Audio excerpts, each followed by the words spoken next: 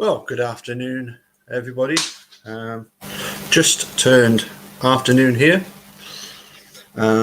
Just make sure everything is working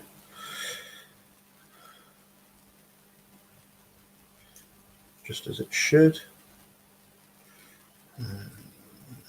Let's see what we've got here.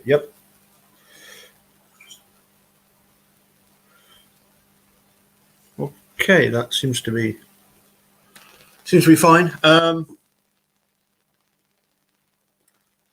Couple of things before we get on with the next part of the strengthening forensic science paper. We'll do this in this order.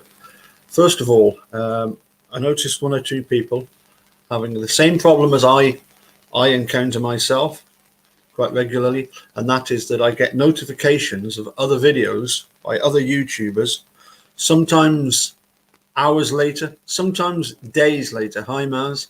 I can only assume it's a problem with YouTube. The only thing I think you can do is the usual thing of sort of check the box. So what I did manage to find was this. So if I do that and go to the pictures here, no, not that one. We'll come to that one in a moment. This one here, yes. If you're not getting notifications, one of the things you can do is go to the account icon, click settings. Under account settings, click notifications. Under channel subscriptions, check the box next to, and I didn't know there was this one, occasionally notify me of new videos and activity from my subscriptions.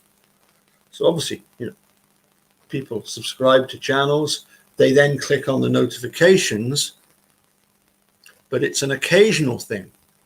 I didn't realize this. I must admit, I did watch that. Actually, I'll pop this next one up.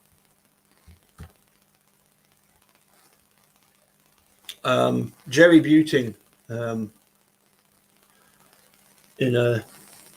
his LinkedIn profile put that he was doing he had done a podcast with an Irishman abroad, and talked about having watched The Social Dilemma, Netflix documentary. And it is obvious that, different people, YouTube notify us in different ways and to different channels.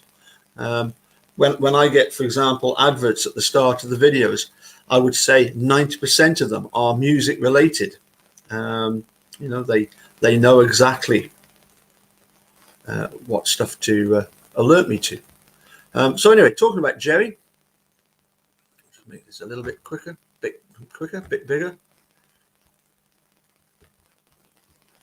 So Jerome Buting just recently tweeted, to clarify confusion, the Wisconsin Court of Appeals has, quote, submitted on the briefs the Stephen Avery appeal. This means no oral arguments, but the Court of Appeal almost always decides without oral argument. They are closer to a decision, but it could still be months rather than weeks away. And that was in reply to our very own Diane, Little Misty, who had put the message one step closer, please do the right thing, and had posted that picture of the Wisconsin court page showing the submitted for briefs. Okie dokie. And the other thing I took a picture of, because I thought this was so good, was that bit that was highlighted in the paper that we're looking at. Once more, the forensic science system, encompassing both research and practice, has serious problems that can only be addressed by a national commitment to overhaul the current structure that supports the forensic science community in this country. Okay, let's look at then, where are we? This one here. This is as far as we got yesterday. Also, hi there, hi Maz, and I don't recall.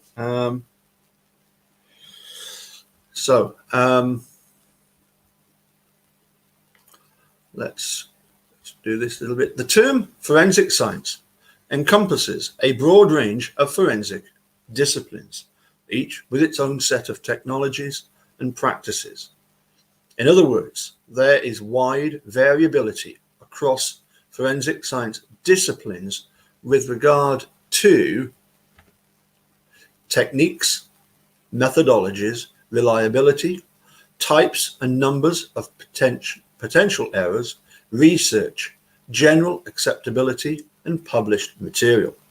Some of the forensic science disciplines are laboratory-based, e.g. nuclear and mitochondrial DNA analysis, toxicology, and drug analysis. Others are based on expert interpretation of observed patterns. I can't help thinking, every time I look at that drug analysis, thinking about Sonia Farak and Annie Ducombe, how to fix a drug scandal. My goodness. Right? But of course, this paper was written before that was discovered. Okay, others. Okay, so some of them are very sort of scientifically based, laboratory based, but others are based on expert interpretation. This for me is the big problem: interpretation. Particularly when you've got so-called experts that work so closely with the police. Interpretation of observed patterns, e.g. fingerprints, writing samples, tool marks, bite marks, and specimens such as hair. The forensic science community, in turn, consists of a host of practitioners, including scientists, some with advanced degrees, and some like Shami Shabani, in the fields of chemistry, biochemistry, biology, and medicine, laboratory technicians, crime scene investigators, and law enforcement officers. There are very important differences, however, between forensic laboratory work and crime scene investigations. There are also sharp distinctions between forensic practitioners who have been trained in chemistry, biochemistry, biology, and medicine, and who bring these disciplines to bear in their work, and technicians who lend support to forensic science enterprises. Many of these differences are discussed in the body of this report. Now, the committee decided early in its work that it would not be feasible to develop a detailed evaluation of each and every discipline in terms of its scientific underpinning, level of development, and ability to provide evidence to address the major types of questions raised in criminal prosecutions and civil litigation. However, the committee solicited testimony on a broad range of forensic science disciplines and sought to identify issues relevant across definable classes of disciplines. As a result of listening to this testimony and reviewing related written materials, the committee found substantial evidence indicating that the level of scientific development and evaluation varies substantially among the forensic science disciplines. And I suppose we do only need to look at I watched the episode of Making a Murderer, Item FL again, and when you see the quality of these scientists and the work they're doing, your Luke Hagues, your Carl Reichs, your Chris Palahniks, and you compare them with the Nick Stalkis and the Sherry Cohanes of this world. Chalk and cheese. Okay, problems relating to the interpretation of forensic evidence. Often in criminal prosecutions and civil litigation, forensic evidence is offered to support conclusions about individualization, sometimes referred to as matching a specimen to a particular individual or other source, or about classification of the source of the specimen into one of several categories. With the exception of nuclear DNA analysis, however, no forensic method has been rigorously shown to have the capacity to consistently and with a high degree of certainty demonstrate a connection between evidence and a specific individual or source. In terms of scientific basis, the analytically based disciplines generally hold a notable edge over disciplines based on expert interpretation. But there are important variations among the disciplines relying on expert interpretation. For example, there are more established protocols and available research for fingerprint analysis than for the analysis of bite marks. One beggars belief that anybody would have ever written a book about bite marks. How do you become a bite mark expert? There also are significant variations within each discipline. For example, not all fingerprint evidence is equally good, because the true value of the evidence is determined by the quality of the latent fingerprint image. These disparities between and within the forensic science disciplines highlight a major problem in the forensic science community. The simple reality is that the interpretation of forensic evidence is not always based on scientific studies to determine its validity. This is a serious problem.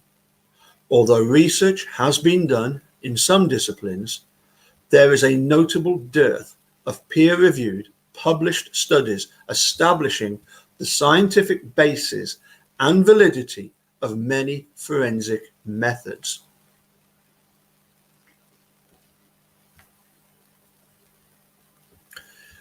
The need for research to establish limits and measures of performance.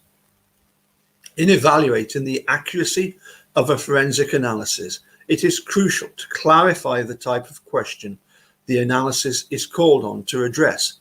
Thus, although some techniques may be too imprecise to permit accurate identification of a specific individual, they may still provide useful and accurate information about questions of classification.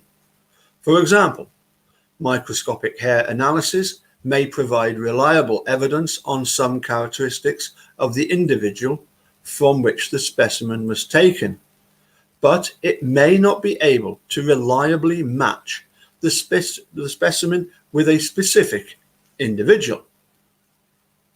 However, the definition of the appropriate question is only a first step in the evaluation of the performance of a forensic technique.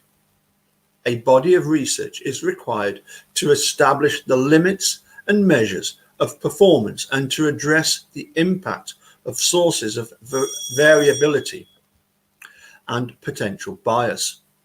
Such research is sorely needed, but it seems to be lacking in most of the forensic disciplines that rely on subjective assessments of matching characteristics. These disciplines need to develop rigorous protocols to guide these subjective interpretations and pursue equally rigorous research and evaluation programs. The development of such research programs can benefit significantly from other areas, notably from the large body of research on the evaluation of observer performance in diagnostic medicine and from the findings of cognitive psychology on the potential for bias in error and error in human observers. I'm just going to check who's at the door. I'll just be one moment. I'll be straight back.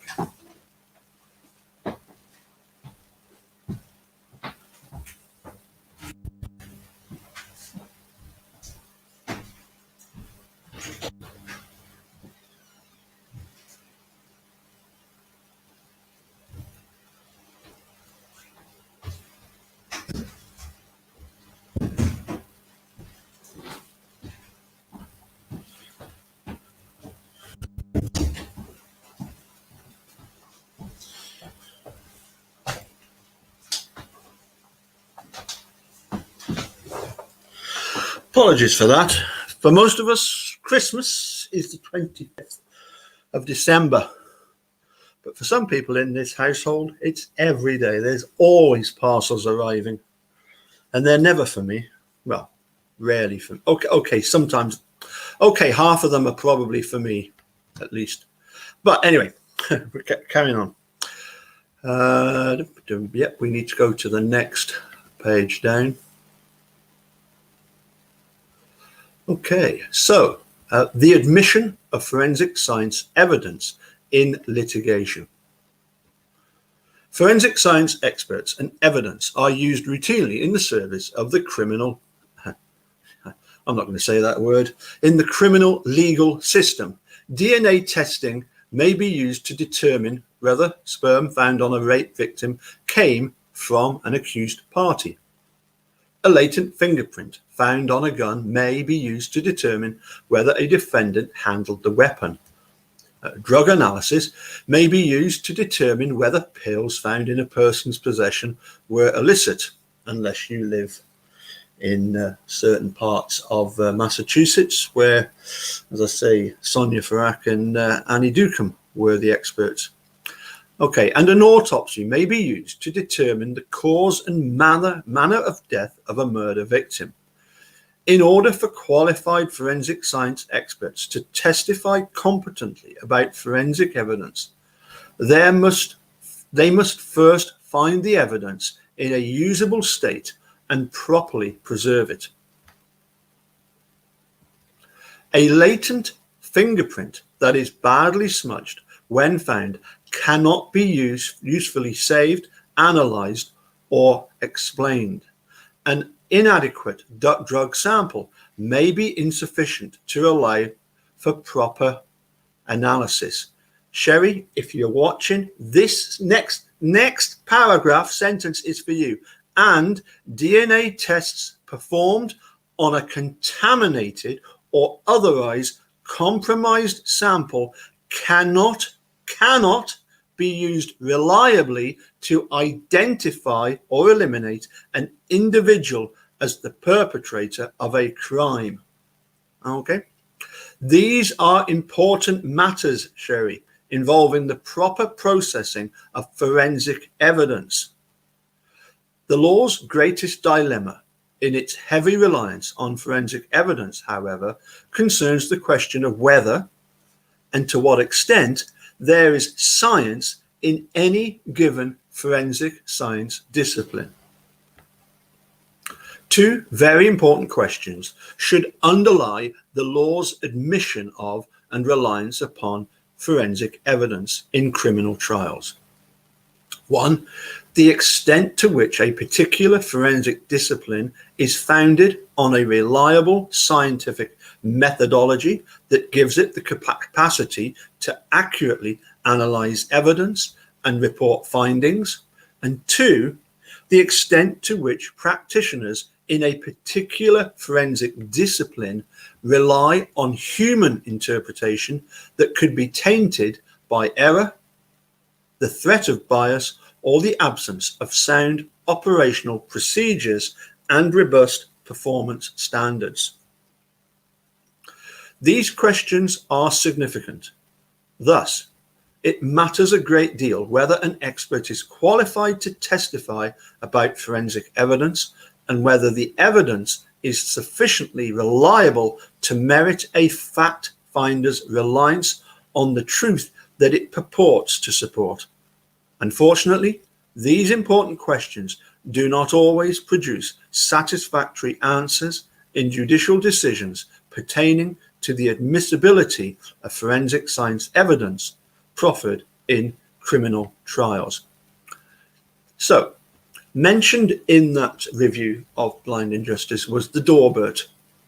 So, in 1993, in Dawbert versus Merrill Doe Pharmaceuticals, the Supreme Court ruled that under Rule 702 of the Federal Rules of Evidence, which covers both civil trials and criminal prosecutions in the federal courts, a trial judge must ensure that any and all scientific testimony or evidence admitted is not only relevant but reliable. The court indicated that the subject of an expert's testimony should be scientific knowledge, so that evidentiary reliability will be based upon scientific validity. The court also emphasized that, in considering the admissibility of evidence, a trial judge should focus solely on the expert's principles and methodology and not on the conclusions that they generate. In sum, Dorbert's requirement that an expert's testimony pertain to scientific knowledge established a standard of evidentiary reliability. Now, in explaining this evidentiary standard, the Dorbert court pointed to several factors that might be considered by a trial judge. One, whether a theory or technique can be and has been tested. That directly relates to, obviously, Mark LeBeau and his EDTA test. Two, whether the theory or technique has been subjected to peer review and publication. Once again, Mark LeBeau completely lacking there. Three, the known or potential rate of error of a particular scientific technique. How can anybody ever know the error rate? The existence and maintenance of standards controlling the technique's operation. And five, a scientific technique's degree of acceptance within a relevant scientific community. I think Mark LeBeau fails every single one of those. In the end, however, and this is the problem, the court emphasized that the inquiry under Rule 702 is, quote, a flexible one. The court expressed confidence in the adversarial system, noting that vigorous cross-examination, presentation of contrary evidence, and careful instruction on the burden of proof are the traditional and appropriate means of attacking shaky but admissible evidence. Well, I take exception to that, because there shouldn't be presentation of contrary evidence. The science should be there. It should be established. It should have this, it should be tested, and it should be peer reviewed. Anyway, the Supreme Court has made it clear that trial judges have great discretion in deciding on the admissibility of evidence under Rule 702, and that appeals from Dorbert rulings are subject to a very narrow abuse of discretion standard of review. Most importantly, in Kumho Tire Company Limited versus Carmichael, the court stated that whether Dorbert's specific factors are or are not reasonable measures of reliability in a particular case is a matter that the law grants the trial judge broad latitude to determine.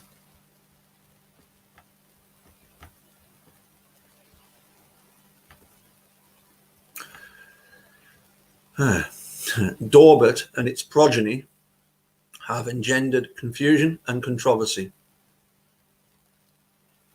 In particular, judicial dispositions of Dorbert-type questions in criminal cases have been criticized by some lawyers and scholars who thought that the Supreme Court's decision would be applied more rigorously. If one focuses solely on reported federal appellate decisions, the picture is not appealing to those who have preferred a more rigorous application of Dorbert. Federal appellate courts have not, with any consistency or clarity, imposed standards ensuring the application of scientifically valid reasoning and reliable methodology in criminal cases involving Dorbert questions.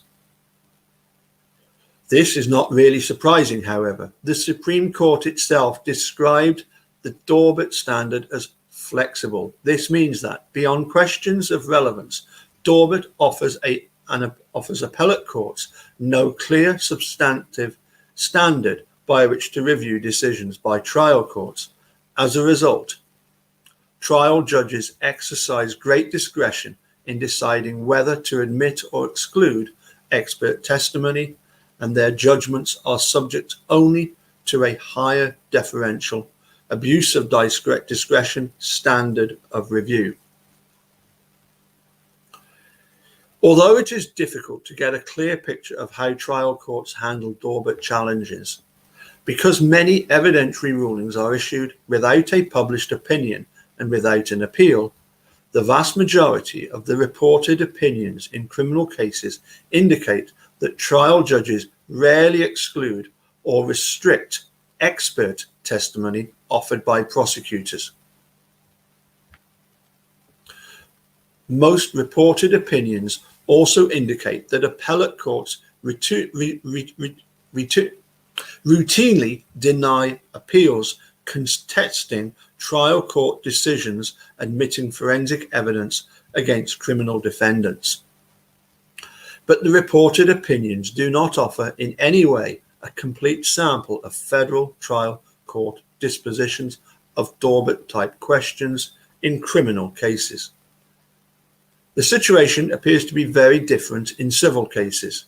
Plaintiffs and defendants equally are more likely to have access to expert witnesses in civil cases, while prosecutors usually have an advantage over most defendants in offering expert testimony in criminal cases. And ironically, the appellate courts appear to be more willing to second-guess trial court judgments on the admissibility of purported scientific evidence in civil cases than in criminal cases.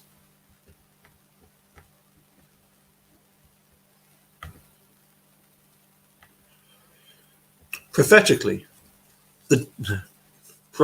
not pathetically, but probably both, the Daubert decision observed that there are important differences between the quest for truth in the courtroom and the quest for truth in the laboratory.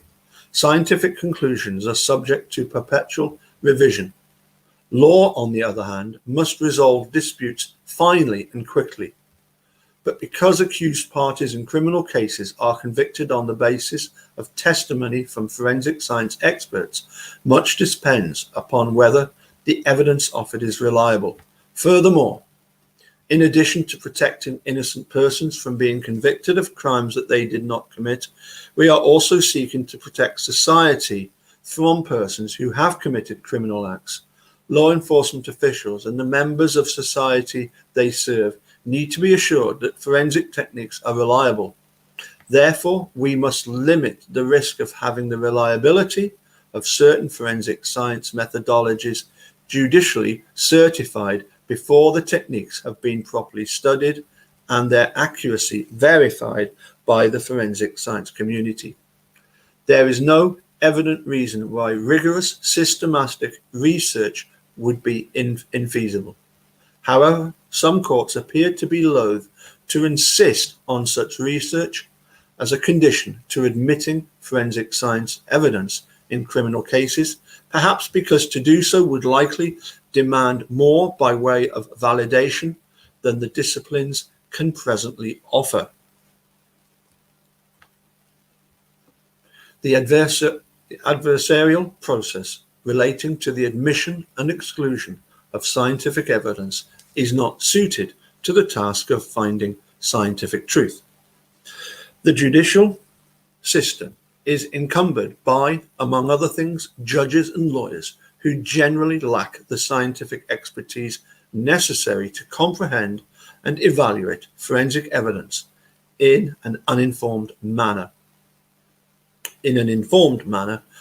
Trial judges sitting alone who must decide evidentiary issues without the benefit of judicial colleagues and often with little time for extensive research and reflection, and the highly deferential nature of the appellate review afforded trial courts. Daubert rulings. Given these realities, there is a tremendous need for the forensic science community to improve. Judicial review by itself will not cure the infirmities of the forensic science community.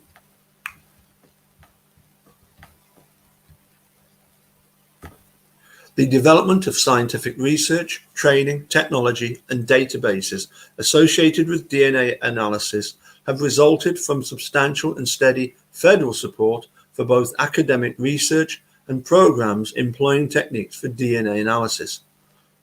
Similar support must be given to all credible forensic science disciplines if they are to achieve the degrees of reliability needed to serve the goals of justice.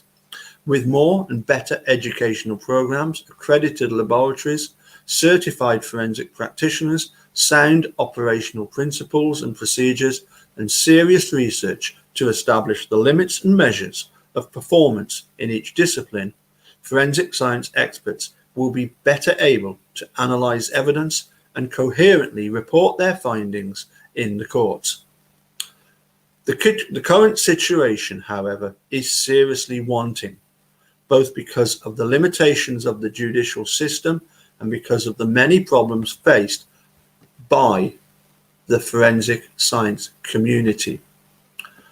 Well, political realities, that would seem to be a very appropriate point to take a break and save that for save that maybe for tomorrow morning. Let me just quickly say hi to everybody that's here.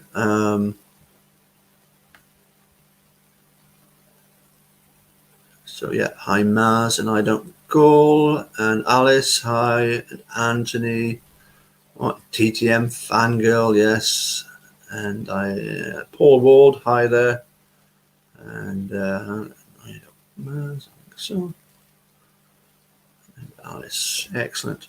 So yeah, just to quickly recap, if you're not getting notifications, apparently there is somewhere that you can go to accounts and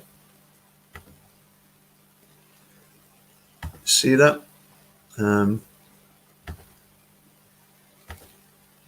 Go to the account icon, click settings. Under account settings, click notifications. Under channel subscriptions, check the box next to occasionally notify me of new videos and activity from my subscriptions. And we'll just quickly, once more, just have a quick look at Jerry Buting's tweet. To clarify confusion, the Court of Appeals has submitted on the briefs the Stephen Avery appeal. This means no oral arguments, but the Court of Appeals almost always decides without oral argument. And certainly in this case, they should know about enough about the shenanigans of Fallon and Garn to not need any kind of oral argument. It's been spelt out to them in very simplistic terms by Zellner. They are closer to a decision, but it could still be months, not weeks away. But let's hope for the best. As I say, that was a direct response to a question from our very own Diane, little Misty, who put one step closer. Please do the right thing. Anyway, I think we'll just head on back here. And oh, hi, we've got somebody else that's joined us. Kadon, hi there. Well, let's stop that. So as I say, if you're not getting the notifications, and I must admit, I get notifications, particularly of, for example, Millbillies and Linda's, and it's like sometimes it's hours later, or sometimes even days later, and sometimes it's bang up to date. Sometimes I'm almost the first person there. Sometimes, there's been hundreds of people have gone to that video and can't Can't imagine why I would be so late in being notified, but maybe just ticking that box, unchecking that box, maybe checking it back in again. If that does the trick, so be it. Okie dokie. Thank you, as I say, thank you all for popping in. I must admit, I am finding this this document very, very interesting. I agree totally with everything that they're saying, more or less. I think it's just beggars belief that nothing's been done about it. Well, hopefully, as I say, when you get such a stink from cases like Stephen Brendan's, hopefully that will inspire the people in authority to look a bit more closely. Anyway, I'll hopefully catch you all tomorrow at some point, and look forward to seeing you then. Seeing you all then. Oh, and by the way, this is the new shirt that I've got, so very pleased with it. So I thought I wouldn't put my jacket on, so you get a proper view. Okay. Anyway, catch you all later. Bye.